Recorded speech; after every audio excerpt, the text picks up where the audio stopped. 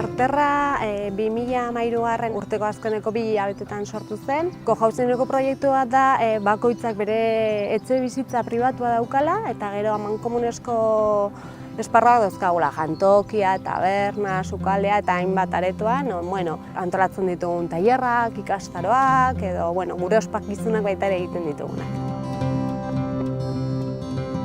Soziokrazian oinarritzen gara.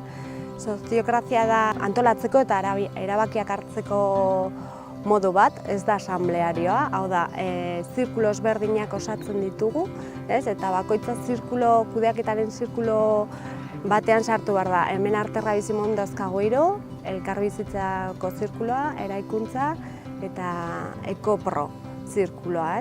Eta orduan, zirkulo horiek, gehienez 9-10 lagun daude, eta denen ahotsak entzuten dira, eta ahots horien arabera erabakiak hartzen dira, konsensoa erabiltzen. Zirkulo horietako 2 pertsonak 2 lagun joaten dira beste zirkulo batera, koordinazio orokorra deitzen dena, eta hor, zirkulo guztien ahotsak entzuten dira, eta informazioa askoz ere transparenteagoa da, eta askoz ere fluidoa.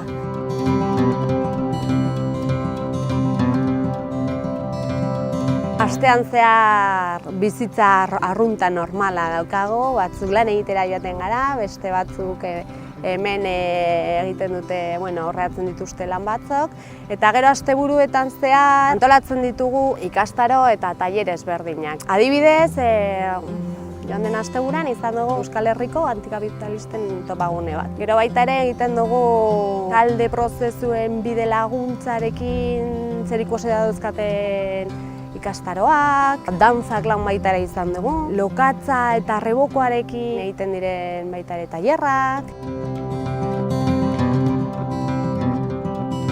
Herriak eta lurra auzoaren helburua gehien bat da lurraren, herrien eta pertsonen harremanen inguruko hausnarketa bat eta proposamen berriak egitea. Ikusten dugu kapitalismoak ustiatzen ditula baliabideak modu bortitz batean, lurra galtzen ari direla, herrien bizitzeko moduak desagertzen ari direla, eta aldarrikatzen duguna hori, bioaniztasunaren eta lurren eta baliabideen eta herrien galera honen aurrean, bai naturakin, bai ingurunekin eta bai gure artean harremantzeko modu berri batzuk.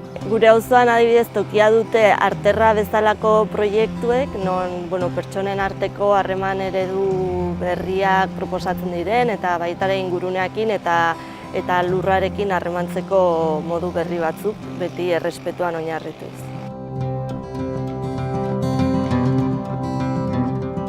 Taldean bizitzea niretzako oso onuragarria da, laguntza pila bat ematen du, eta baita ere pertsonalki ikusten duzu taldeak nola antolatzen diren, zen nolako faseak pasatzen dituzten, eta ze influentzia daukan taldean mugitzen ari dena zutan. Poliki-poliki pauso handiak ematen ari ditugu, arlo ezberdinetan, eta hori mundu aldatzeko modua da, eta nahiz eta mantsoian pena merezi du.